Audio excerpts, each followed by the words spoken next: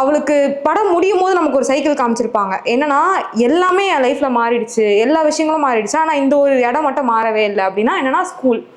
நம்ம ஸ்கூல் குடுக்குற ட்ராமா வந்து நம்ம லைஃப் எப்படிலாம் இன்ஃப்ளூயன்ஸ் பண்ணோன்றது இந்த படத்தை பார்க்கும்போது தெரியும். என்னன்னா, நமக்குமே சரி, இப்போ நம்ம ஸ்கூல் படிக்கும் போது ஏதோ ஒரு பொண்ணு ஒரு பையனை லவ் பண்ணுதுன்னு தெரிஞ்சிட்டாலே டீச்சர்ஸ் எப்படி அந்த பொண்ணை ட்ரீட் பண்ணுவாங்கன்றது நம்ம எல்லாருக்குமே எக்ஸ்பீரியன்ஸ் பண்ண ஒரு விஷயமா தான் இருக்கும். இந்த படத்திலேயே கூட அந்த பையன் தான் அவளை கூப்பிட்டு பேச பார்ப்பான் ஒரு இடத்துல. அந்த பையன் தான் அந்த பொண்ணை கூப்பிட்டு பேச பார்ப்பான். ஆனா அவங்க என்ன பண்ணுவாங்க, நீ வந்து முன்னாடி உட்காரு அப்படின்னு சொல்லுவாங்க. எனக்குமே இந்த மாதிரி நான் நிறைய விஷயங்கள் ஸ்கூல்ல பார்த்திருக்கேன். ஒரு கேஸ்ல 2 பேரும் மாட்டிக்கிட்டாங்க. மாட்டிக்கிட்டு 2 பேரையும் நிக்க வச்சுட்டு, ஆனா அந்த பொண்ணு மட்டும் பார்த்து அவன் ஆம்பளை பையன் உனக்கு எங்க போச்சு புத்தின்னு சொல்லி கேட்கிற விஷயங்களையும் நம்ம ஸ்கூல் லைஃப்ல பார்த்துட்டு தான் வரும். அது எந்த அளவுக்கு அவங்க மைண்ட் செட்டை பாதிக்கும்ன்றத இந்த படத்தை பார்க்கும்போது தெரியுது. லைக் அந்த கடைசியா அந்த கிளைமேக்ஸ் கிட்ட அவங்க அம்மா கிட்ட சொல்லி அந்த சொசைட்டி கிட்ட சொல்லியும் கத்துற ஒரு விஷயமே இதுதான். அது ஒரு சாதாரணமான விஷயம், நீங்க எப்படியா என்ன ஹேண்டில் பண்ணீங்க. அந்த டைம்ல நிறைய லவ் பண்ண பொண்ணுங்களும் இருந்தாங்க.